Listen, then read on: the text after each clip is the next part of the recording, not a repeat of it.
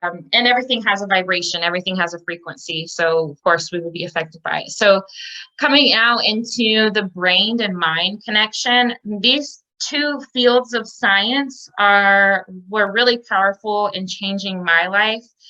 Positive psychology was created by Sean Achor. He is a professor at Harvard University. He actually like created this whole field himself. He's really awesome, just person all around. But finding that type of science where it was literally where you could start, it was almost like exercising, but exercising your brain to think positive. So of course, at first, if you don't exercise, don't have an exercise routine, starting it is like the hardest part. And that's with anything really. But he talks about how, you can start to change these different variables in your thought patterns, how you see things, and how that can actually change your overall well-being and change your health.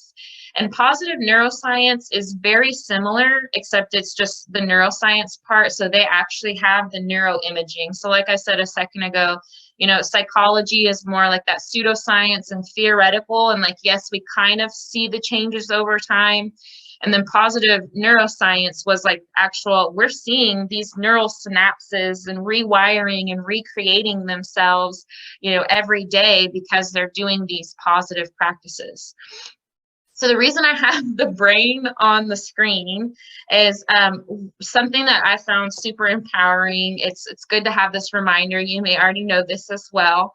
You guys all see the hippocampus on here that's pink, and it looks kind of like a wishbone that's like hooked around.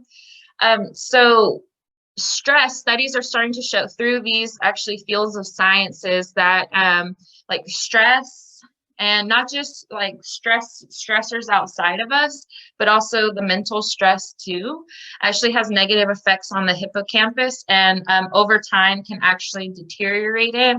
And the hippocampus it's related to mostly like learning and memory.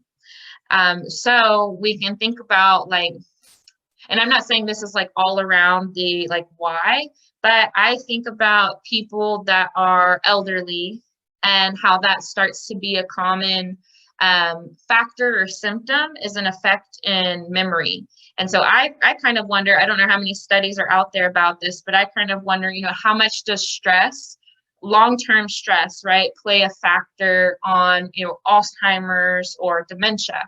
I do think that they're somewhat correlated.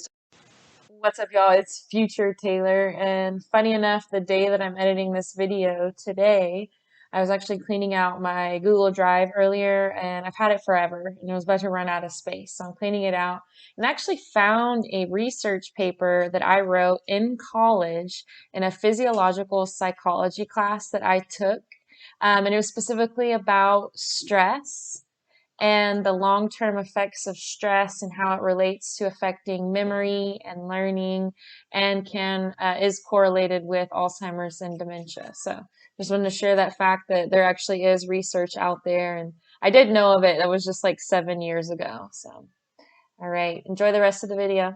So it's kind of empowering, not to make it negative or anything for anyone when you're feeling stressed, but it's kind of empowering to say, okay, I want to have a healthy brain. I want to have a healthy body. So I'm choosing to try these new positive practices, to put these practices in place in order to have a healthy brain. Because we can think about it on the flip, right? So if stress is negative for the hippocampus, if we're feeling good and we're happy and we're enjoying life, what's that doing for the brain? How is that increasing our ability to learn, increasing our memory?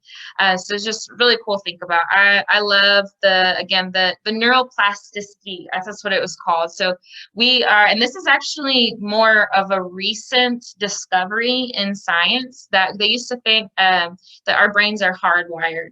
And it's just like whatever our genetic makeup is, that's what it is, and that's just what it is. And so more recently, science is finding that our brains are neuroplastic, meaning that we can, over time, sometimes sooner than other times, but we can rewire our brain. And there's a number on it. There's a specific number on how many times we have to repeat things until that neural synapse has like made that new rewiring. I don't know all the verbiage behind it, but there is a lot of science behind, you know, a certain amount of repetitions can actually create this change that sticks.